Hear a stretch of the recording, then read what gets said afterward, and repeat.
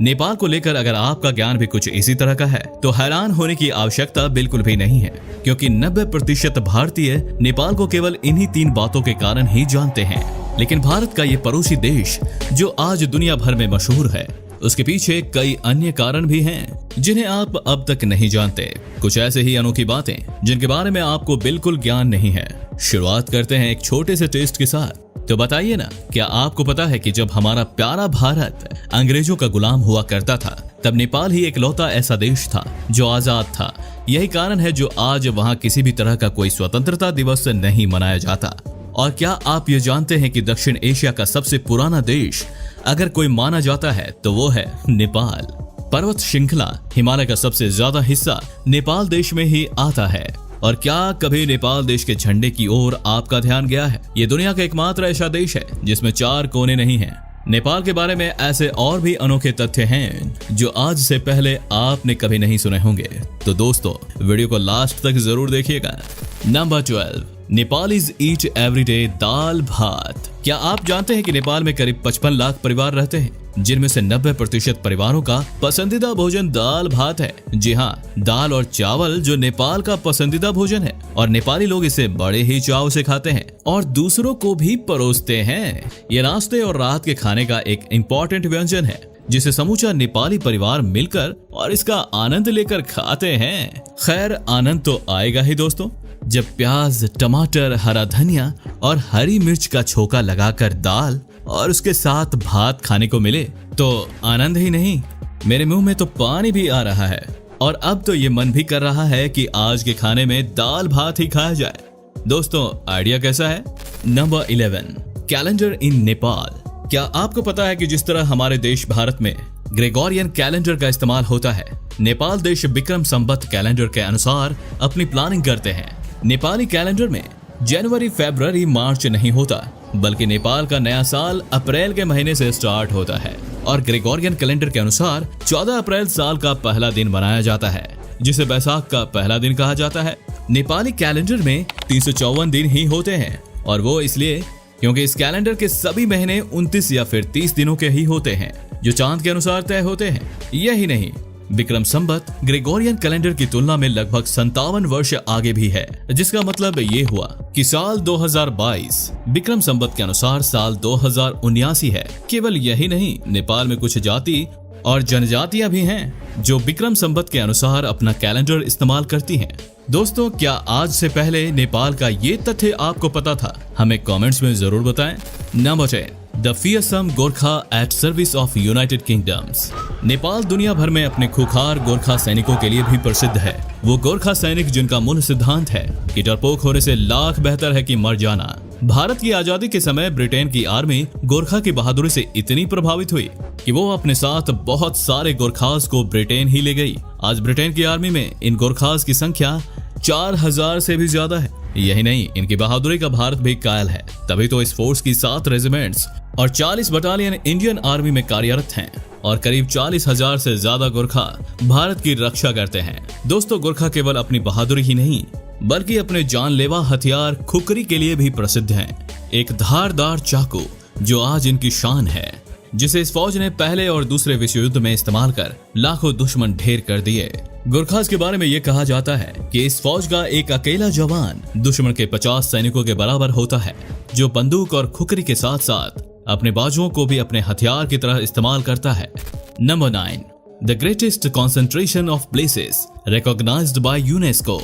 नेपाल दुनिया का वो देश है जहां सबसे ज्यादा विश्व धरोहर देखने को मिलती है। नेपाल की राजधानी काठमांडू में मौजूद 7 ऐसे स्मारक हैं जिन्हें यूनेस्को ने चिन्हित किया और इन्हें विश्व धरोहर का दर्जा दिया है। पशुपतिनाथ मंदिर, आदित्यनाथ मंदिर, बौद्धनाथ स्तूप और बाघ भैरव। प्राचीन काल में बने ऐसे 7 मंदिर अपने बेजोड़ ढांचे के दम पर यूनेस्को की विश्व धरोहर लिस्ट में आते हैं।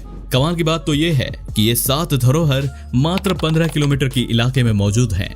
यही नहीं, नेपाल में 4 और भी ऐसी जगह हैं जो वर्ल्ड हेरिटेज का हिस्सा हैं। इस तरह नेपाल दुनिया का एकमात्र ऐसा देश है जहां छोटी सी जगह में सबसे ज्यादा विश्व धरोहर मौजूद है। Number 8, the legend of Yeti, the abominable snowman. आप सबने माउंट एवरेस्ट से जुड़े कई तथ्य सुने होंगे, लेकिन येटी के बारे में शायद ही सुना होगा। दोस्तों नेपाल में ये प्रसिद्ध है कि नेपाल की पहाड़ियों में खासकर माउंट एवरेस्ट पर एक दानव रहता है जिसका नाम येट्टी है। नेपाल में ऐसे बहुत से लोग हैं जो येट्टी को अपनी आंखों से देखने का दावा भी करते हैं और ये भी कि उनके पास येट्टी से जुड़े कई सबूत भी मौजूद हैं।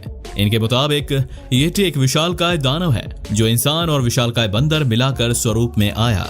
जो भी इसके सामने आता है वो मारा जाता है। यही कारण है कि आज तक कोई भी इसे खोज नहीं पाया। हालांकि इस दावे को वैज्ञानिक बिरादरी साफ तौर से नकारती है, लेकिन येट्टी के अस्तित्व से खुद एडमंड हिलरी भी प्रभावित थे। एवरेस्ट पर चढ़ाई करने वाले पहले व्यक्ति जिनका मानना था कि येट्टी वास्तव में एवरेस्ट पर मौजूद है, जिसे ढूंढ निकालने के लिए हिलरी ने एक अभियान भी चलाया था। Number 7, home of endangered animals.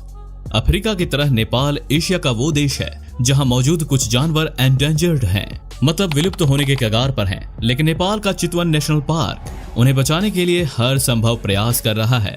Snow leopard, Asian rhino, Bengal tiger, red panda, elongated tortoise जैसे कुछ जानवर जब अस्तित्व की आखिरी लड़ाई लड़ रहे थे, तब इनकी मदद को नेपाल का चितवन नेशनल पार्क आगे आया, जिसने इन सभी प्रजातियों का न सिर्फ विलुप्त होने से बचाया, बल्कि आज इनकी संख्या को बढ़ाने की हर कोशिश भी नेपाल के इस पार्क में की जा रही है।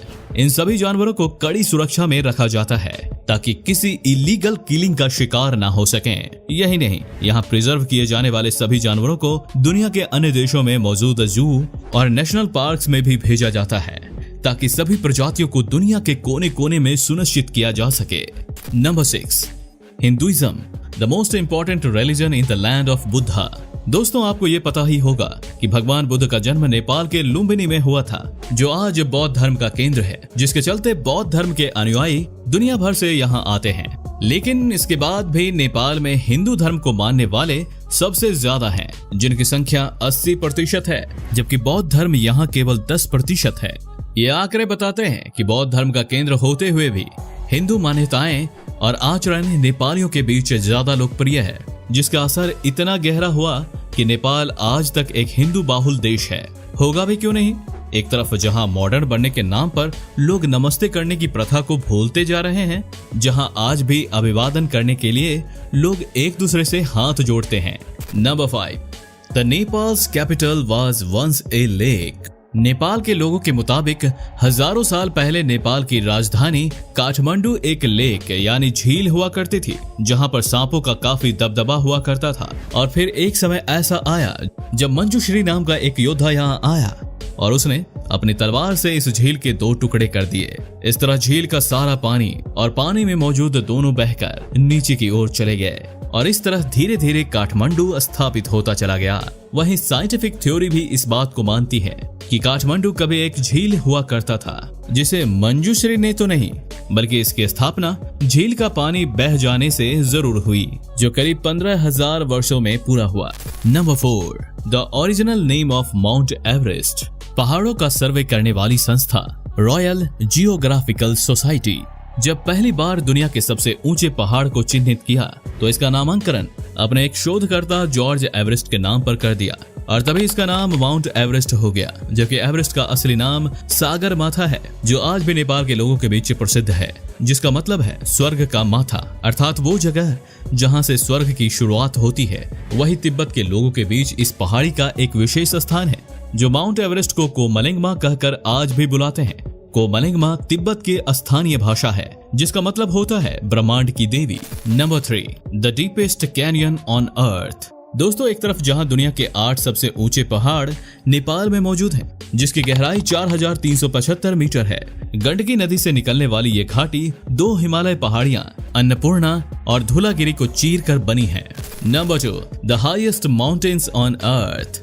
ये तो पता चल गया कि नेपाल में दुनिया की 8 सबसे ऊंची चोटियां हैं, लेकिन ये श्रेष्ठ 8 दुनिया के 10 सर्वश्रेष्ठ में ही आ जाते हैं। ये शायद आपको नहीं पता होगा और इसी के चलते पर्वतीय कार्य क्षेत्र में नेपाल को 8000 भी कहा जाता है। जानते हैं क्यों? वो इसलिए क्योंकि नेपाल में मौजूद इसकी सभी 8 पहाड़ियों की ऊंचाई 8000 फीट से ज्यादा है। जहां एक तरफ माउंट एवरेस्ट की ऊंचाई 8848 मीटर है, तो वहीं उसकी सबसे छोटी चोटी अन्नपूर्णा की ऊंचाई 8091 मीटर है, जबकि कंचनजंगा और लाहोत्से की ऊंचाई एवरेस्ट में केवल 300 मीटर का ही अंतर है। नंबर 1, दोस्तों, पानी को इकट्ठा करने के मामले में तो इस देश ने दुनिया के सभी देशों को पीछा छोड़ दिया। जी हाँ, नेपाल दुनिया का एक ऐसा देश है जो सबसे ज्यादा पानी को कंजर्व करता है। एक रिपोर्ट के अनुसार कहा जाता है कि अगर इस पानी का सही इस्तेमाल किया जाए तो ये देश हाइड्रो इलेक्ट्रिक एनर्जी जनरेट करने वाला सबसे बड़ा देश बन सकता है। लेकिन अफसोस कि नेपाल का शासन चलाने वालों को कभी ये बात समझ ही नहीं आई और उन्होंने इस पर कभी ध्यान ही नहीं दिया।